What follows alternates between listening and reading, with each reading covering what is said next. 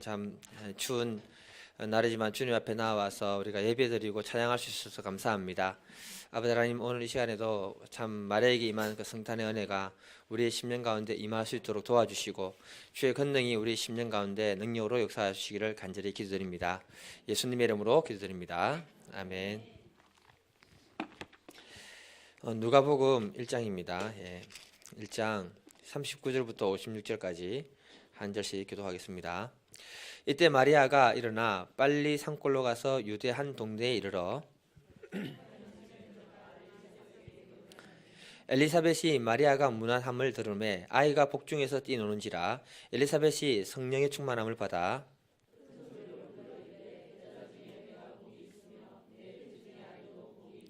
내 주의 어머니가 내게 나아오니 이 어찌된 일인가?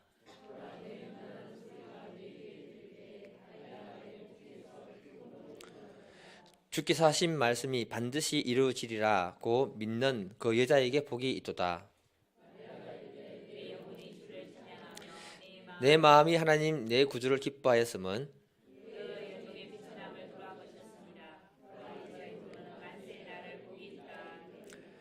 능하신 이가 큰 일을 내게 행하셨으니 그 이름이 거룩하시며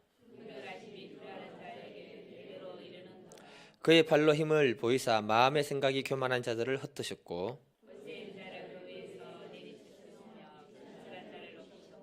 줄이는 자를 좋은 곳으로 배불리셨으며 부자는 빈손으로 보내셨도다.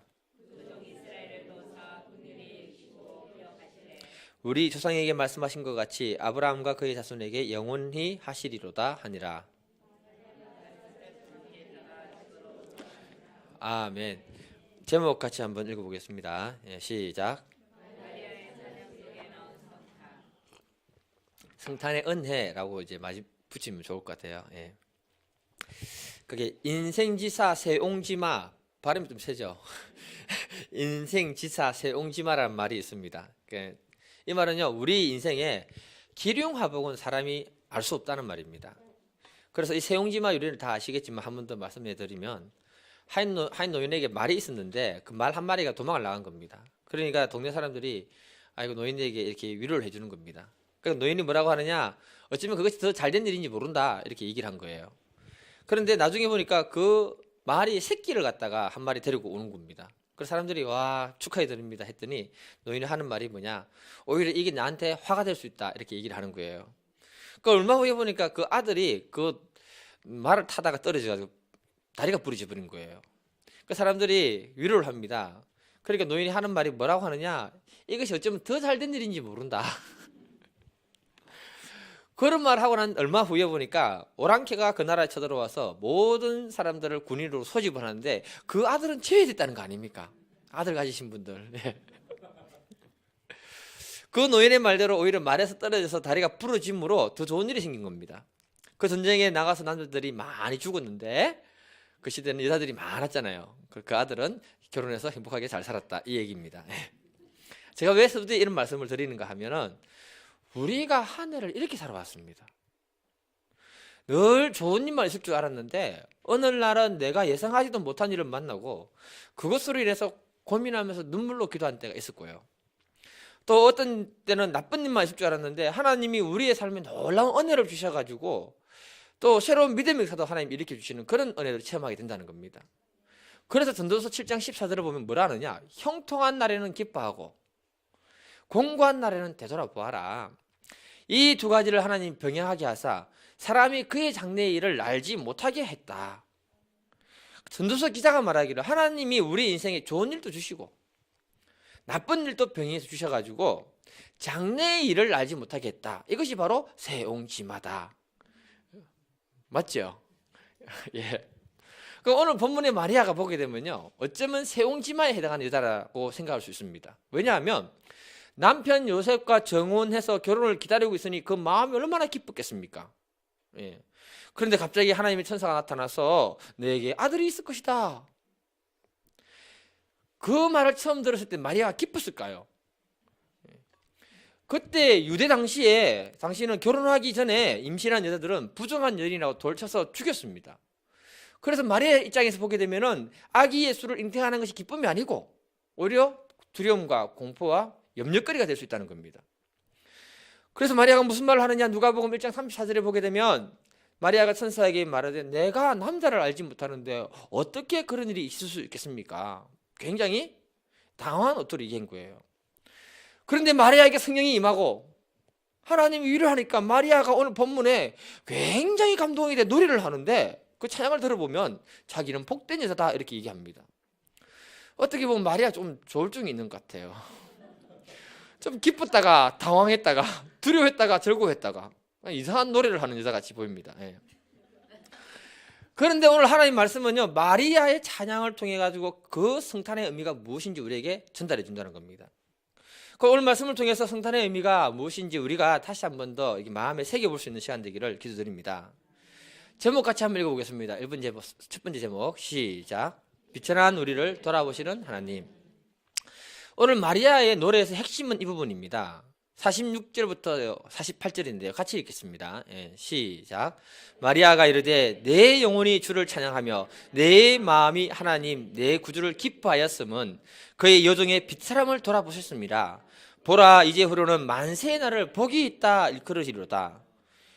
이 마리아의 특징을 보게 되면 성령이 마리아의 심령에 임했을 때 나온 찬양이라는 거죠. 이 말은 여러분 성령이 마리아에게 임했을 때 나온 찬양은 마리아가 의도적으로 노래하려고 해서 나온 겁니까? 자기도 모르게 나온 겁니까?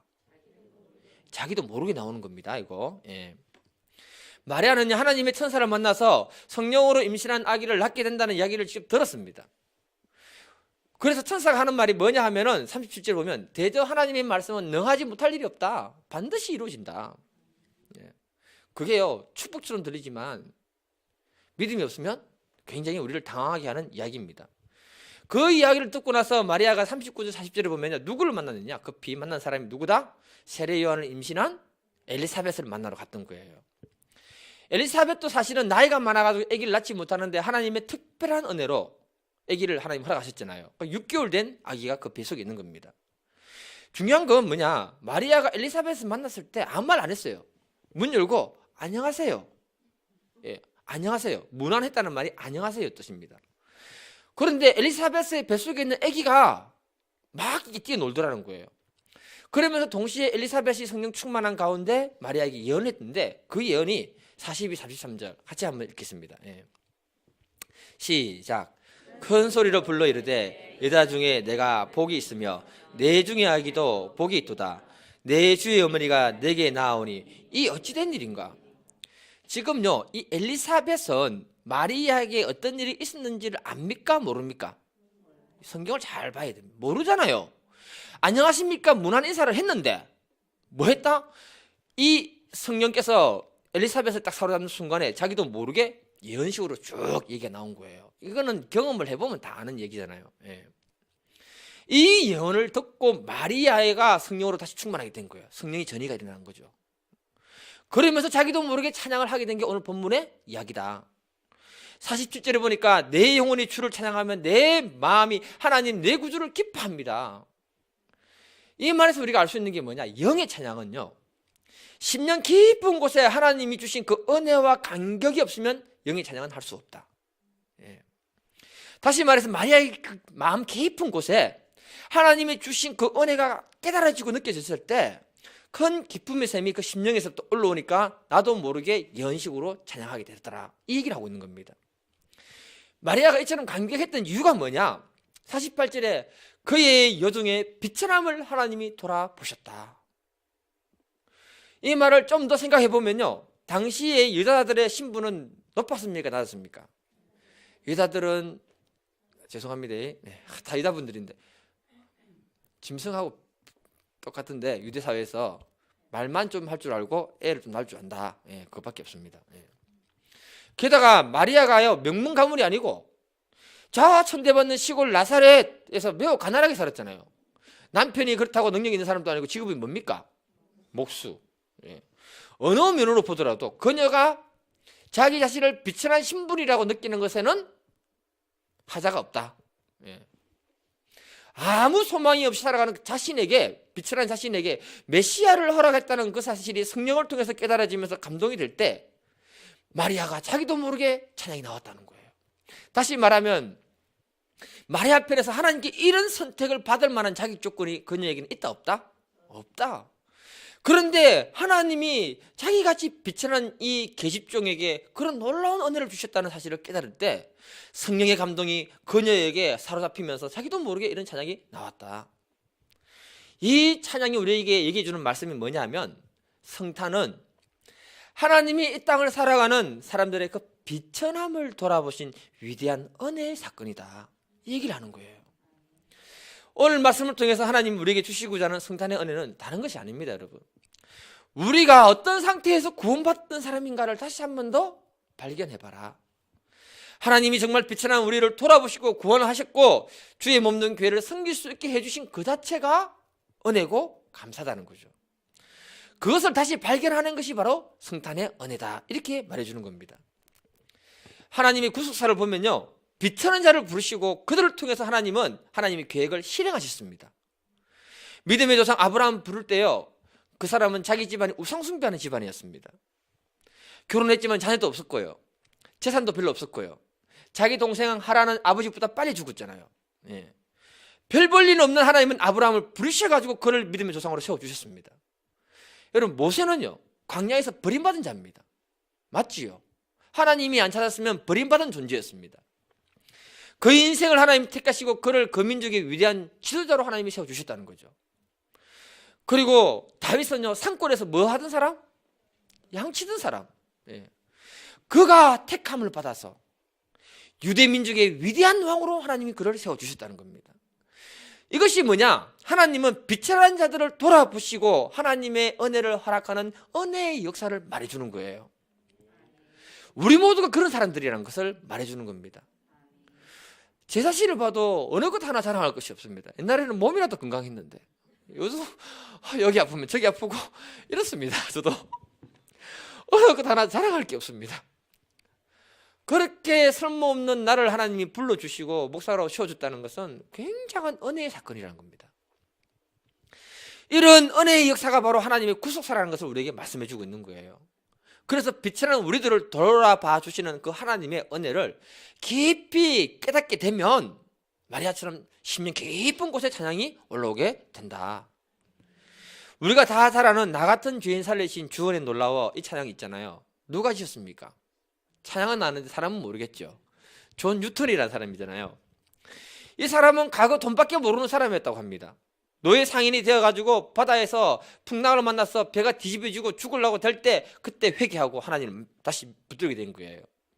하나님이 그를 구원해 주시고 그 시대 목사로 하나님이 세워주셨습니다.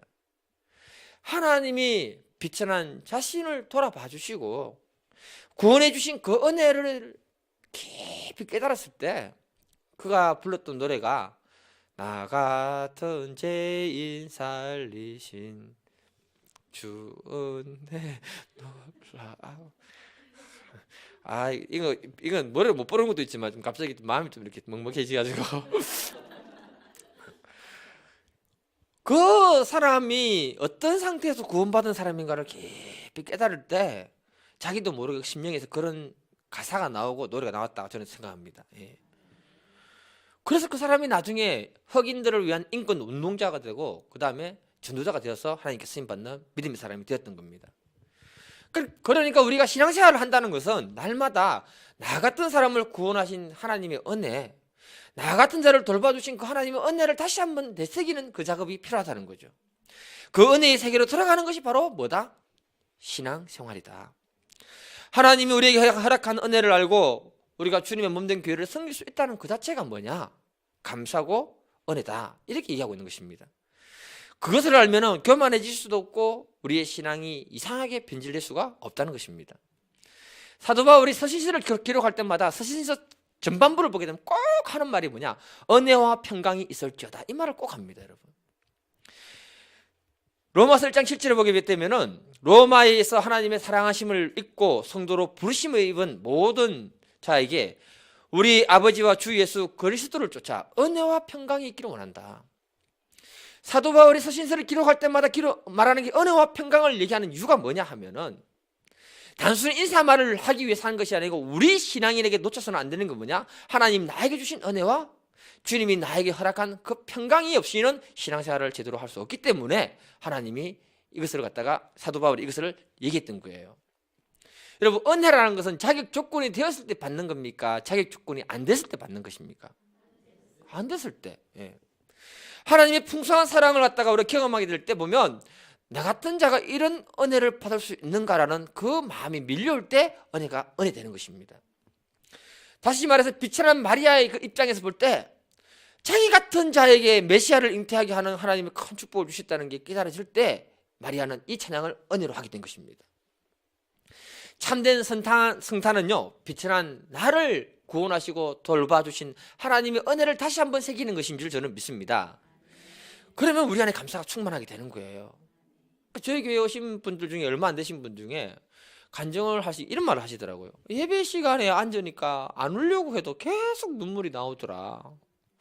너무 미안해서 참 그랬다 그러더라고요. 제가 뭐라고 했냐면, 하나님이 지금 어머니 마음에 심령에 놀라운 은혜를 주시니까 자기도 모르게 눈물이 나오는 건데 많이 우세요. 기회가 있을 때 울어야 됩니다. 예. 여러분, 우는 사람 치고 마음이 강팍한 사람은 없습니다. 예. 저는 이 12월에 성탄절이 있는 이유를 한번 생각해 봤습니다. 모든 분들이 한 해 동안 열심히 자기에게 주어진 각 분야를 최선을 다해서 섬겼잖아요. 한 해 동안 좋은 것도 있었지만 안 좋은 것도 많이 있었습니다.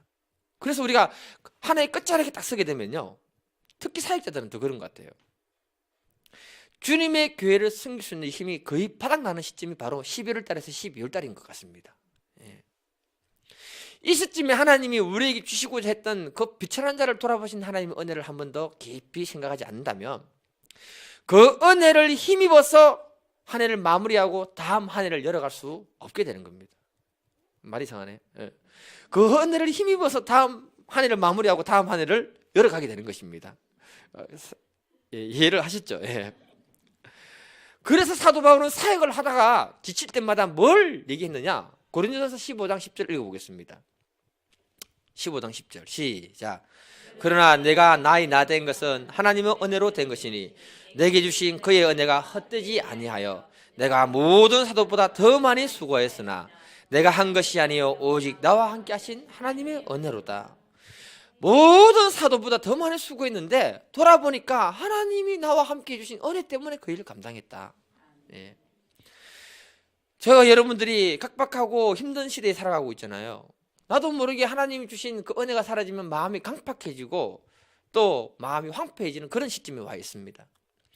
이럴 때일수록 과거 내가 어떤 상태에서 구원받았는가를 한 번 더 생각해 본다면 하나님이 나에게 허락한 그 구원의 은혜가 우리의 심령을 촉촉하게 적셔주시고 강팍해진 우리의 마음을 부드럽게 하나님 바꿔주시는 줄 믿습니다.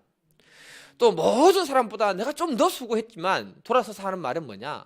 하나님의 은혜가 아니었으면 이 일을 할 수 없었습니다. 이렇게 얘기하게 되는 줄 믿습니다.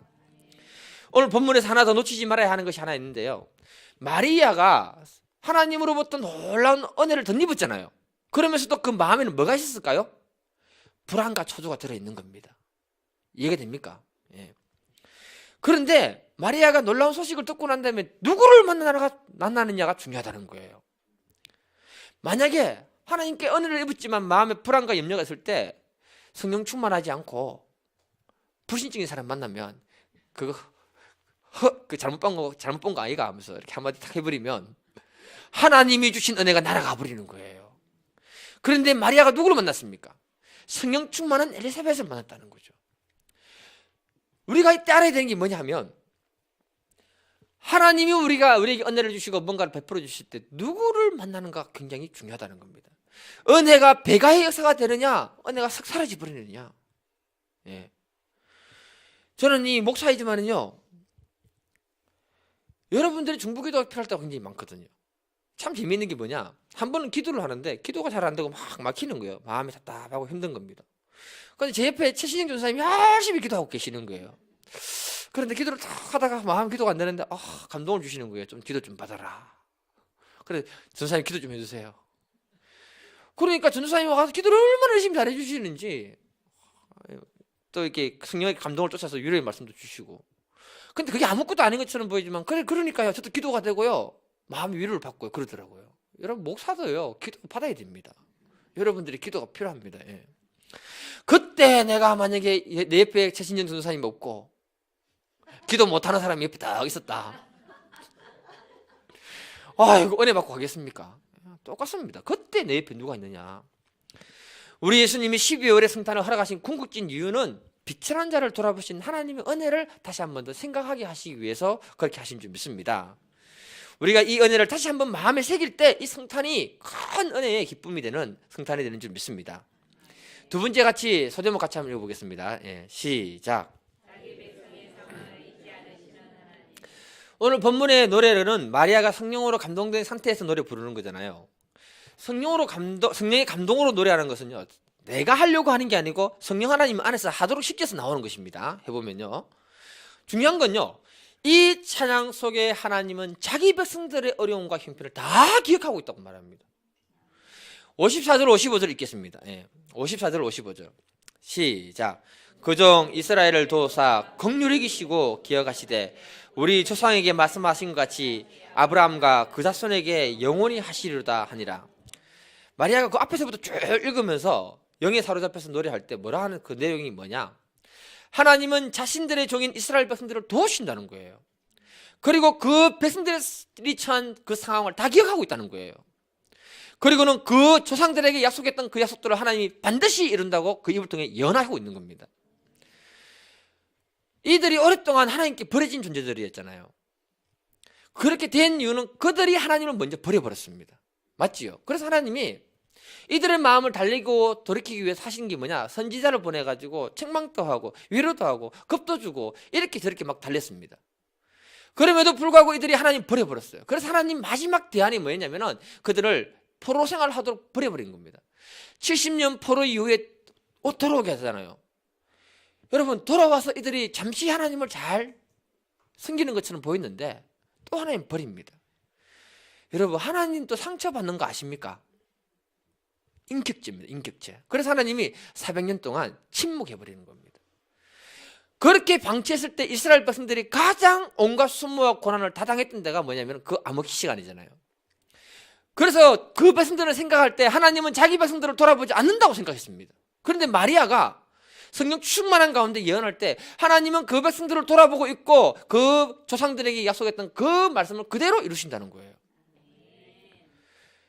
하나님은요, 그 백성들을 방치하고 아픔과 눈물을 모른 체 하고 넘어가는 분이 아니라는 겁니다. 그분은 우리의 기도를 듣고 계십니다. 그걸 제가 어떻게 알 수 있냐면은 한 번은 이런 일이 있었습니다. 제가 열심히 기도하고 있다가 예배당을 이제 나가려고 탁 일어섰습니다. 그런데 그날따라 누가 저 앞에서 딱 기도하시는 분이 있더라고요.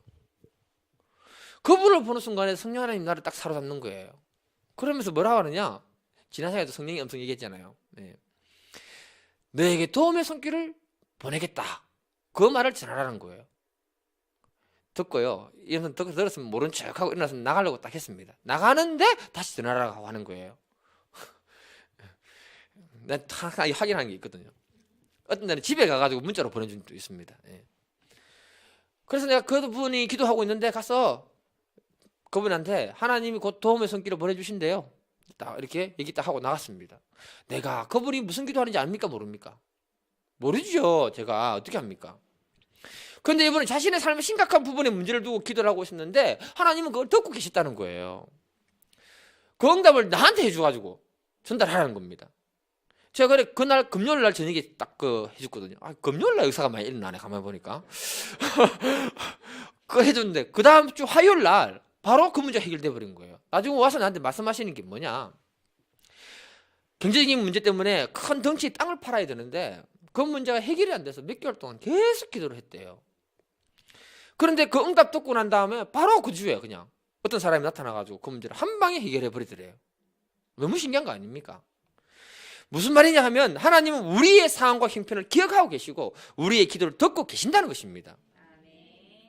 그래서 우리는 확신해야 되는 게 뭐냐, 우리의 기도를 하나님 듣고 계시기 때문에 우리를 반드시 도우신다.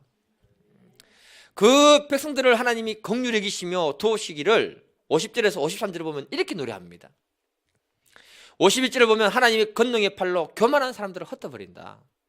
이 말은 이스라엘 백성들을 괴롭히고 억압했던 그 악한 세력들을 다 흩어버린다. 52절에 보기에 이렇게 얘기합니다. 권세 있는 자들은 하나님이 내리치셨다. 그리고 비천한 사람들을 높여주셨다. 그 시대에 세상에 힘 있는 왕들을 그 왕좌에서 끄집어 내려버리고 약한 자들을, 부족한 자들을 하나님이 올려주셨다. 53절에 보니까 줄인 사람들은 좋은 곳으로 배부르게 하시고 세상으로 부한 자들은 빈손으로 떠나 보내게 하신다. 그러니까 하나님은 이스라엘 역사를 보게 되면 한 번도 그 백성의 소리를 무시한 적도 없고 그 백성들을 위기 속에서 하나님이 구원하지 않은 적이 없다는 것입니다. 히스기야 때 어떤 일이 납니까, 여러분? 아수르의 사네립 왕이 많은 군대를 이끌고 예루살렘을 공격해 들어왔잖아요. 그때 군대장관 랍사게, 이름이 얍삭한 사람, 랍사게, 그 사람이 하나님과 그 백성들을 향해서 온갖 모독을 다 했습니다. 열왕기하 18장 35절에 보면은 모든 민족의 신들 중에 아수르 왕의 신을 이기고 그 민족을 구원할 자가 누가 있느냐? 하나님도 그 일을 못한다. 여러분, 세상에서 제일 어리석은 사람이 누군지 아십니까? 하나님을 자신의 적으로 두는 사람입니다. 그리고 하나님의 사람을 적으로 두는 사람이 가장 어리석은 사람들입니다. 천만인이 나를 둘러싸고 나를 공격해 죽이려고 할지라도 하나님이 내 편이면 어떻게 됩니까? 그들은 다음날에 이슬이 되어버리는 거예요. 이슬. 그런데 천만인이 나를 돕다 하더라도 하나님이 나의 적이 되면 나는 아무것도 아니라는 겁니다. 세상에 많은 사람들은 눈에 보이는 천만 대군을 보고 힘을 얻어서 말할 수 있겠지만 우리는 눈에 보이지 않는 그 하나님이 우리 힘이 되어서 믿음으로 선포할 수 있는 줄 믿습니다. 하나님은 모독했던 그 이스라엘 백성, 그 아수르 백성들이 어떻게 되느냐? 히스기야 왕이 엎드려서 기도하니까 하나님이 응답해 주시는데 이렇게 됩니다. 열왕기하 19장 35절 읽어보겠습니다. 열왕기하 19장 35절 시작.